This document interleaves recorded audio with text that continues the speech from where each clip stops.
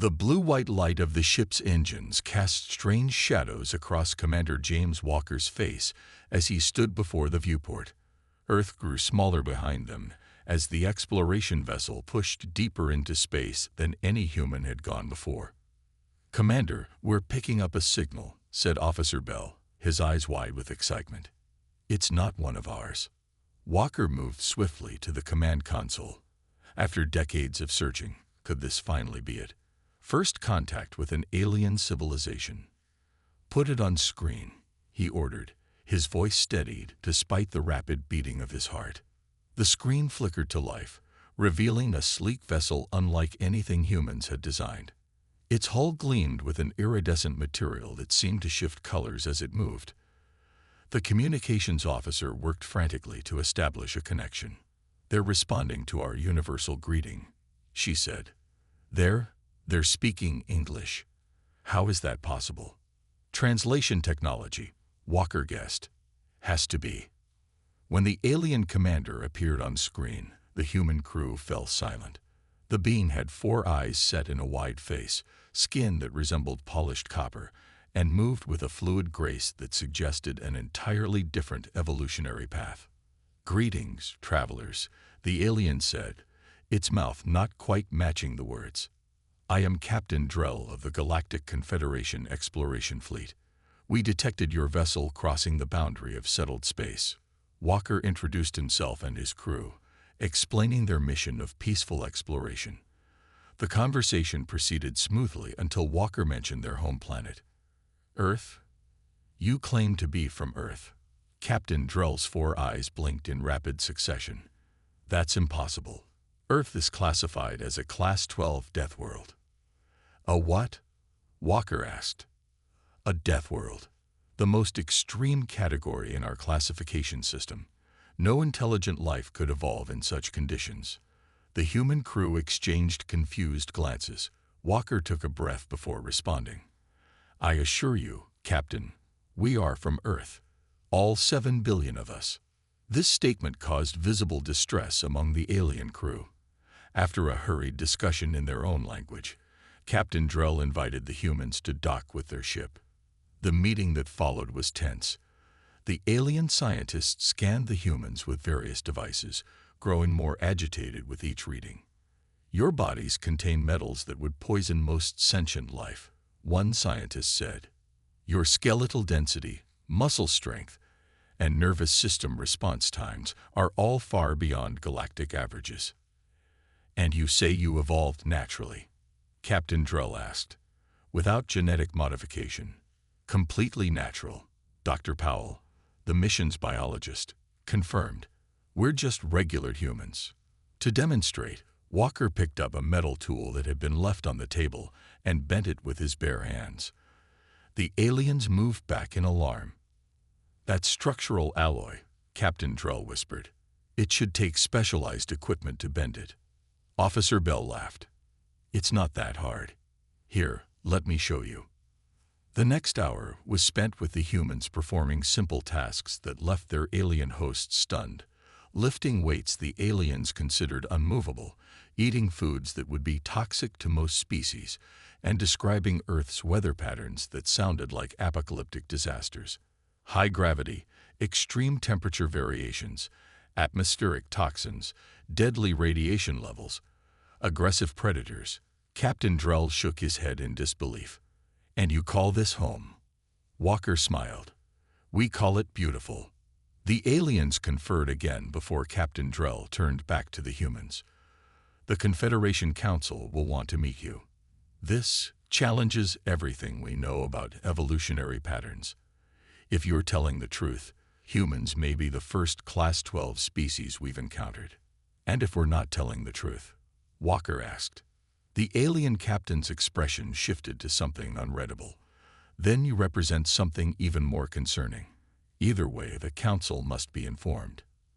As the humans returned to their ship to prepare for the journey to Confederation space, Walker couldn't shake the feeling that they had just stepped into something much bigger than a simple first contact. 3 weeks after first contact, the diplomatic ship *Earthrise* docked at the massive Confederation station, orbiting a gas giant called Helios. Diplomat Marcus Reed adjusted his collar nervously as he prepared to exit the ship alongside biologist Dr. Emma Harris. "Remember," Reed said quietly, "we're representing all of humanity today." Harris nodded, her eyes fixed on the airlock door. No pressure.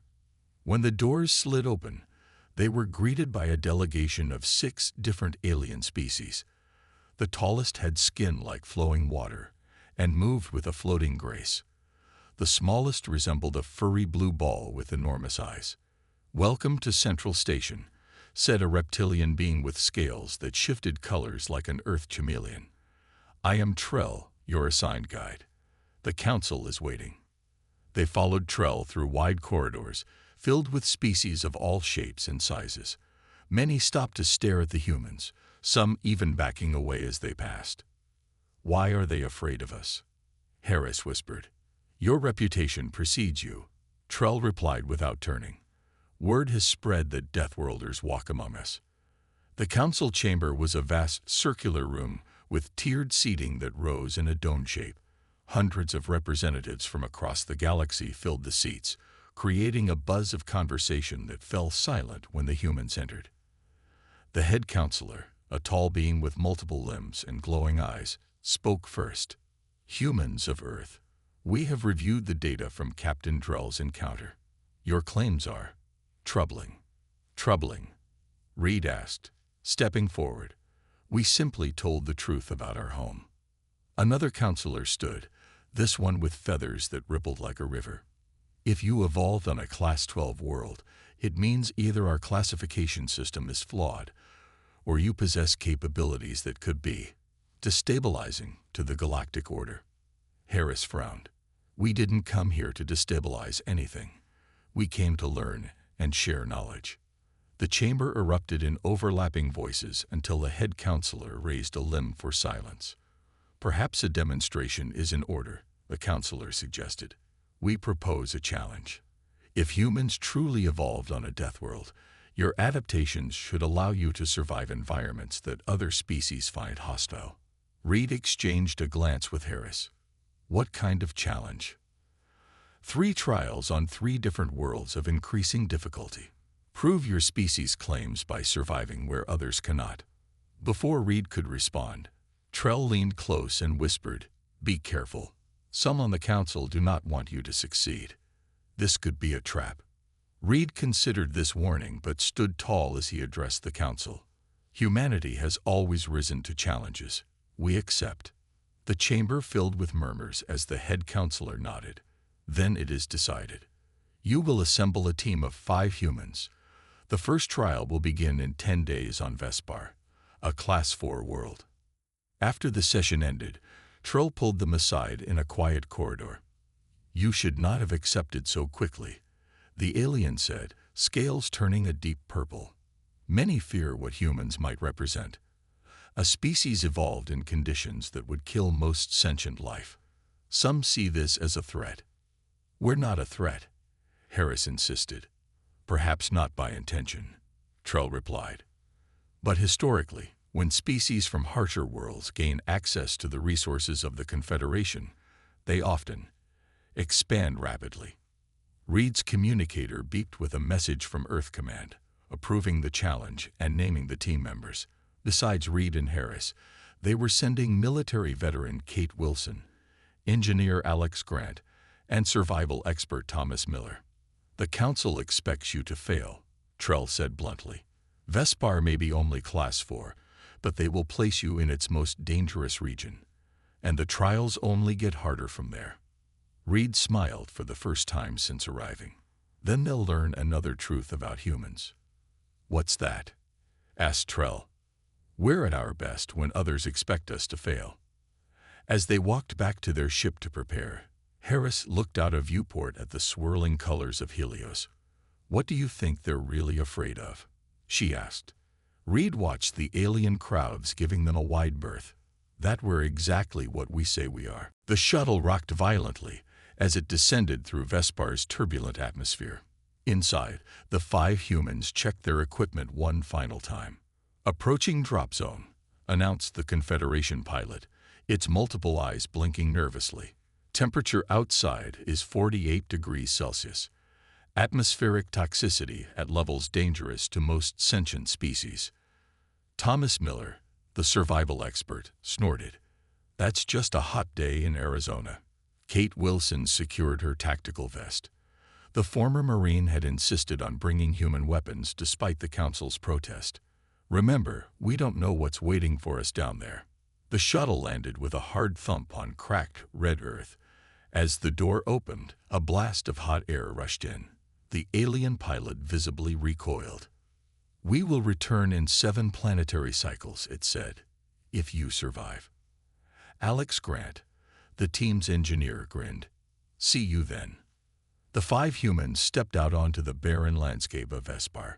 Jagged rock formations rose in the distance under a sky the color of rust. 2 small suns blazed overhead.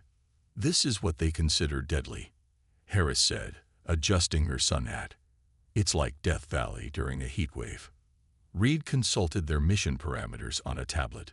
"We need to reach the marker point 30 kilometers north, crossing what they call the Firewind Basin. We have 7 days." Miller took point as they began their trek. The terrain was rough, but manageable. For the first few hours, the humans maintained a steady pace, conserving water and adjusting to the heat. "The Confederation observation drones are following us," Wilson noted, pointing to small objects glinting in the sky. "Good," Reed replied. "Let them see that this is nothing special for humans." By nightfall, the temperature plummeted to near freezing. The team set up camp in the shelter of a rock outcropping. "Extreme temperature fluctuation," Harris observed, taking readings. "This would stress most organisms, but Earth has plenty of deserts with similar patterns." Grant had been tinkering with monitoring equipment. "I'm picking up something strange. Seismic activity, but rhythmic." Before anyone could respond, the ground began to tremble. A crack appeared in the earth 20 meters away, widening rapidly. "Move," Wilson shouted, grabbing essential supplies. The team scrambled up the rocks as the ground where they had been camping collapsed. From the new chasm emerged a massive creature with armored plates and multiple limbs that drilled through rock like butter. "That wasn't in the briefing," Miller said, eyes wide. The creature sensed their movement and turned toward them, emitting a high-pitched screech that made their ears ring. Wilson raised her rifle, but Reed stopped her. "We're not here to kill the wildlife. Let's move away slowly." The creature pursued them, surprisingly fast for its size. Grant grabbed a flare from his pack and struck it, casting bright red light across the landscape. The beast halted, its sensory organs recoiling from the intense light. "Light sensitivity," Harris exclaimed. "It must spend most of its time underground." Using the flares to keep the creature at bay, they managed to escape into a network of shallow caves where the beast couldn't follow. "The Confederation either didn't know about these creatures," Reed said, catching his breath, "or they knew and didn't warn us." Harris was already documenting the encounter. "I'm calling it a boremouth. Its ability to tunnel through solid rock is fascinating." The next 5 days followed a similar pattern. What the Confederation considered extreme conditions barely hindered the humans. When local predators attacked, they adapted quickly, using their wits and tools to survive. On the final day, they reached the marker point with time to spare. The shuttle appeared on the horizon, landing cautiously, as if expecting to find corpses. The pilot's shock was evident when all 5 humans walked aboard, dirty but unharmed. "You survived," it stammered. Wilson smiled. "We did more than survive. We mapped 3 new species and found fresh water sources your surveys missed." As the shuttle lifted off, Reed looked out at the harsh landscape of Vespar. "1 down," he said quietly. 2 to go." In the Confederation Observation Center, the aliens watched in stunned silence. One turned to another and whispered, "If they found Vespar easy, what kind of hell must Earth be?" News of the human success on Vespar spread quickly through the Confederation. By the time the team returned to Central Station, Crowds of aliens lined the corridors, watching them with a mixture of fear and fascination. "They're looking at us like we're monsters," Grant muttered as they made their way to the briefing room. "Not monsters," Reed corrected. "Just impossible." Inside the briefing room, several council members waited alongside a team of scientists. One counselor, a tall being with crystalline features, stepped forward. "Impressive performance on Vespar," the counselor said, voice tinged with suspicion. "But a Class 4 world is merely uncomfortable. Your next challenge is Moros, a Class 7 world." Images appeared on the wall screens, a planet with swirling green clouds, massive twisted vegetation, and terrain that seemed to shift and flow. "Moros has 1.8 times Earth's gravity," a scientist explained. "The atmosphere contains elements toxic to most life forms. The native fauna includes predators that hunt through vibration detection." Harris studied the readings with growing interest. "The gravity will be challenging," she acknowledged. "For you, perhaps fatal," the crystalline counselor said. "The pressure on your cardiovascular system alone." "We'll manage," Wilson interrupted, earning glares from several aliens. After the briefing, Trell pulled them aside. The reptilian scales had turned a deep blue, a sign of concern. They had learned. "The political landscape has shifted," Trell warned. "Your success on Vespar has frightened many. A faction called the Dominion believes humans pose an existential threat to the established order." "Why?" Reed asked. "We've done nothing threatening." "It's not what you've done," Trell explained. "It's what you represent. A species that evolves on a Class 12 world would possess adaptability beyond anything in the Confederation. Some fear you will eventually outcompete everyone else." The journey to Moros took 3 days.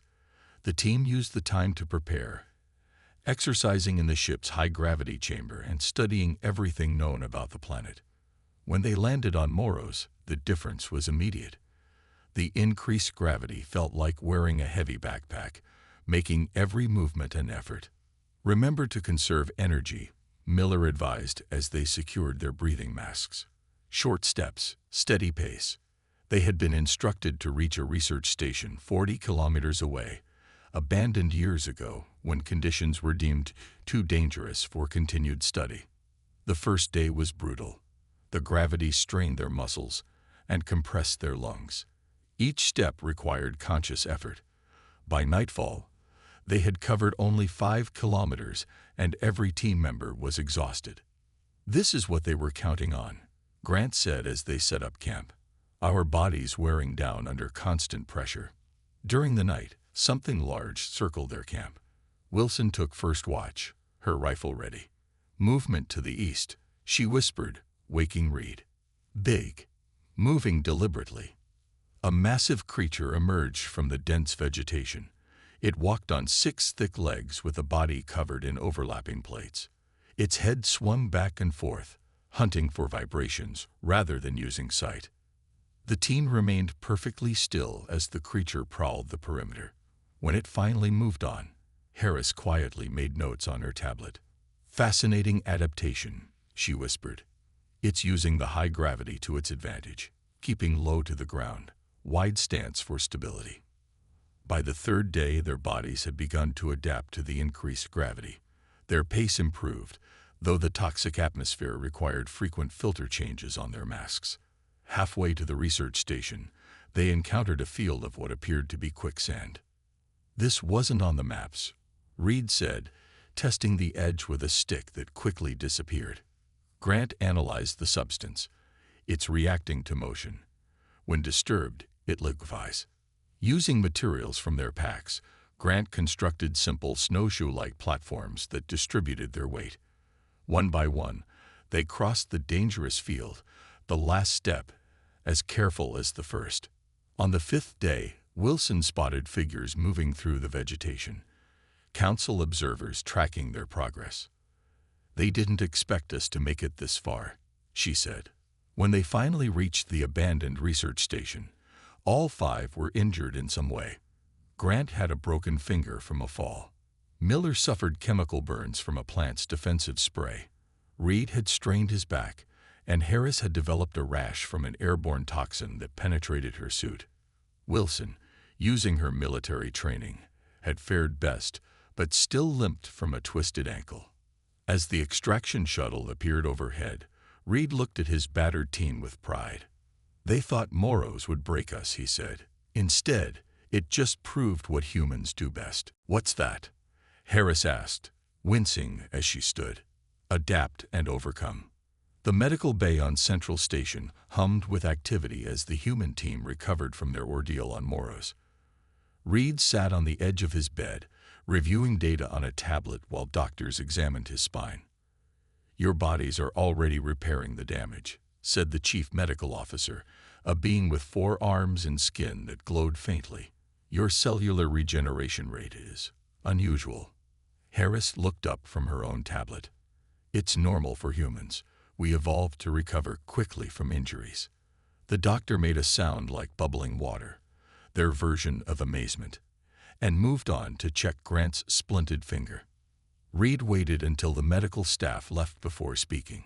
"Something doesn't add up. The council knew about the quicksand fields, but they weren't on our maps. And those observers were in place long before we got there," Wilson added, "like they knew our route in advance." Miller, his arms bandaged from the chemical burns, nodded. "They're testing us, but not in the way they claim." A soft hiss announced the door opening as Trell entered, scales shifting to a deep purple, a color they had learned indicated secrecy. "You should not have survived Moros," Trell said without greeting. "The council is disturbed." "We almost didn't," Reed pointed out. "We all got hurt. Yet you completed the challenge ahead of schedule," Trell countered. "I have obtained information, not through official channels." The reptilian looked around nervously before continuing. "There is a faction called the Dominion. They have significant influence on the council. They fear what humans represent." "You mentioned them before," Reed said. "But why fear us? We've done nothing threatening." Trell's scales rippled. "The Dominion's power comes from controlling resource allocation across the Confederation. Species from harsh worlds have historically required fewer resources to thrive. If humans were to join the Confederation, we'd disrupt their economic control," Grant finished, understanding dawning. "Precisely. There is historical precedent. The last species from even a Class 8 world nearly collapsed the existing power structure before they were contained. Wilson's hand moved instinctively toward the weapon she no longer carried. "Their expansion was limited through legal means," Trell clarified. "But humans come from a Class 12 world. The Dominion will not risk repeating history." Harris had been quiet, analyzing data on her tablet. She looked up suddenly. "Our adaptation rate is accelerating," she said. "Our cellular samples show our bodies are adapting to each challenge more efficiently. It's like our DNA remembers Earth's evolutionary pressures and is reactivating dormant capabilities." Reed turned to Trell. "What's the final challenge?" "Tartarus, a Class 10 world with deadly radiation, extreme pressure variations, and engineered biological threats." "Engineered." Reed caught the word immediately. "By whom?" Trell's scales turned almost black. "I believe the Dominion has modified Tartarus specifically for your challenge. They intend it to be impossible." The room fell silent as the implication sank in. Grant spoke first. "We should expose them. Take this to the full council." "With what proof?" Wilson countered. "It's our word against theirs." Reed paced the room, thinking. "If we back out now, they'll claim humans aren't what we say we are. If we go and fail, we die," Miller said bluntly. Harris looked up from her tablet, eyes bright with realization. "Or we go and succeed, gathering evidence of their sabotage along the way." Reed stopped pacing. "That's risky." "Being human is risky," Harris replied. "Our entire evolutionary history is about surviving things that should have killed us." Trell watched them with all 4 eyes wide. "You would still attempt Tartarus knowing it's been rigged against you?" Reed looked at each team member in turn, seeing determination in every face. "We don't just attempt it," he said finally. "We overcome it, and we bring back proof of what they've done." As Trull left to report that the humans would proceed with the final challenge, the reptilian scales shifted to a color the team had never seen before, a shimmering gold that seemed to contain flecks of light. Later, Harris would learn this was the rarest of all emotional displays among Trull's species. It was hope. The transport ship shuddered as it approached Tartarus. Through the viewport, the planet looked like a nightmare made real, swirling storms of red and black, lightning that arced across entire continents, and land masses that glowed with radioactive heat. "Atmospheric entry in 5 minutes," announced the pilot, its voice tight with tension. "This is as close as I'm authorized to take you." The 5 humans performed final checks on their specialized environment suits. These were their own design, created by Grant using both human and Confederation technology. "Remember," Reed said, gathering them in a circle, "we stay together as long as possible. If we get separated, use the emergency beacons." Harris checked her scanner. "Radiation levels are already off the charts. Our suits will only give us 48 hours of protection." "The extraction point is 70 kilometers from our landing zone," Miller added. "That means covering 35 kilometers per day through unknown terrain." Wilson secured her pack, which contained not just survival gear, but also recording devices to document any evidence of tampering. "Whatever happens, we get proof of what they've done." The drop pod released with a violent jerk, plummeting toward the planet's surface. Impact came hard despite the shock absorbers, throwing the team against their restraints. "Everyone okay?" Reed called out, checking for breaches in his suit. 4 voices responded in the affirmative as they exited the pod into Tartarus's hostile environment. The air outside their suits would have killed them in seconds, a toxic mix of sulfur compounds and radioactive particles. The landscape was like nothing they had seen before. The ground itself seemed alive, pulsing with energy. Crystalline formations jutted from the surface, catching the light from the distant sun and refracting it in painful bursts. "We need to move," Miller said, consulting their nav system. "There's a storm front approaching from the west." They had covered less than 5 kilometers when the ground began to shake. Cracks appeared in the surface, releasing jets of superheated gas. "Spread out," Wilson shouted. The warning came too late. A massive eruption threw them in different directions. Reed found himself sliding down a ravine, helpless to stop his descent. When he finally came to a halt, he was alone. "Team, report," he called into his comm. Static answered him, then broken fragments of responses. "North of your position." That was Grant. "Radiation spiking." Harris's voice, then more static. "Not on any map." Miller, barely audible. Wilson's voice didn't come at all. Reed checked his position. The landslide had carried him 3 kilometers off course. His suit showed a hairline crack in the left arm section. He sealed it with emergency patches and began climbing back toward the team's last position. Halfway up the ravine, he encountered his first proof of tampering. A device embedded in the rock wall was emitting a focused beam of radiation, far too regular to be natural. "I found something," he reported, documenting it with his camera. "Artificial radiation emitter. They're making the environment even more deadly." Miles away, Harris had discovered something equally disturbing. What appeared to be local fauna was behaving with unnatural intelligence, systematically hunting her through a maze of crystal formations. "These aren't natural predators," she reported, hiding in a narrow crevice. "They're bioengineered. I can see mechanical components integrated with organic material." Grant responded from his position, where he was attempting to repair damage to his suit's oxygen recycler. "Can you capture evidence?" "Already recording," Harris confirmed. Miller had found himself on a plateau of black glass-like substance.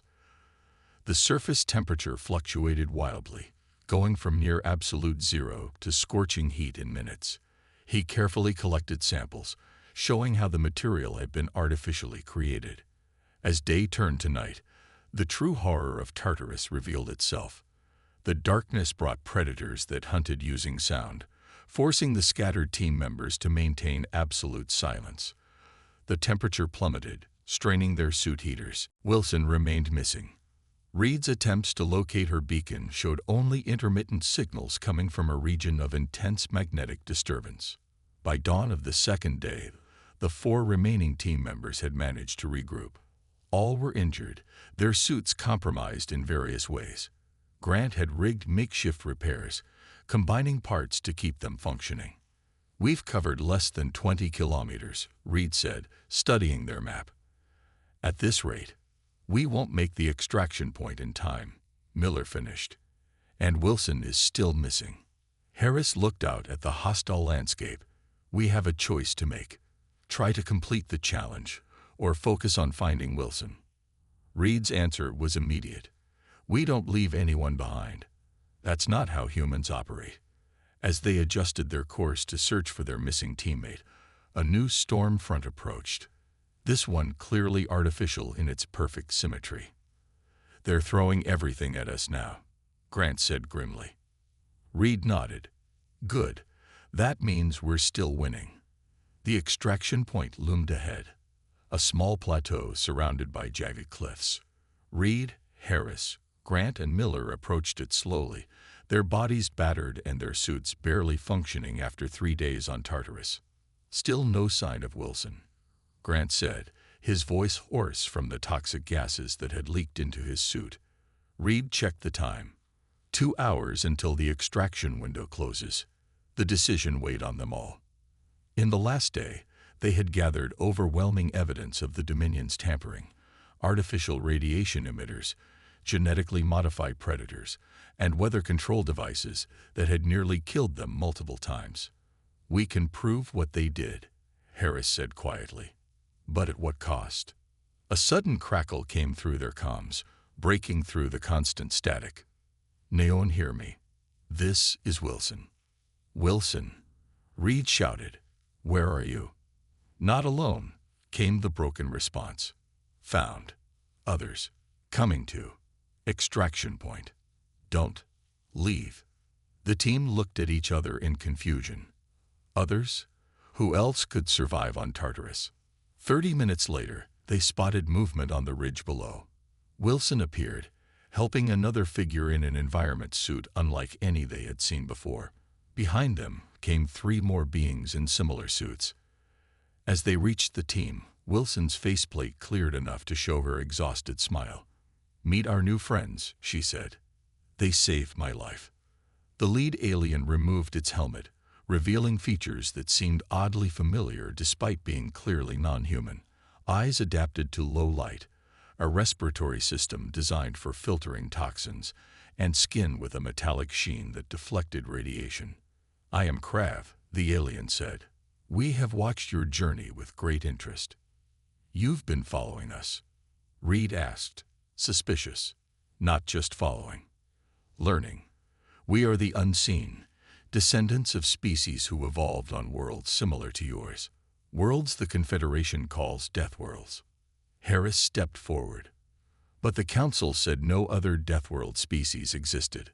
"The Dominion made sure of that," Krav explained.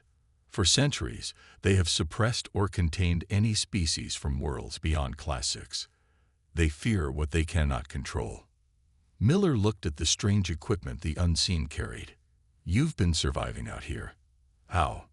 "This is nothing compared to our homeworld," one of the others said. "We have operated in secret for generations, watching the Confederation squander its potential due to fear." Wilson explained how she had been separated during the first storm and nearly died when her suit failed. The unseen had rescued her and shown her their hidden base on Tartarus. "They have been collecting evidence of the Dominion's activities for decades," she said.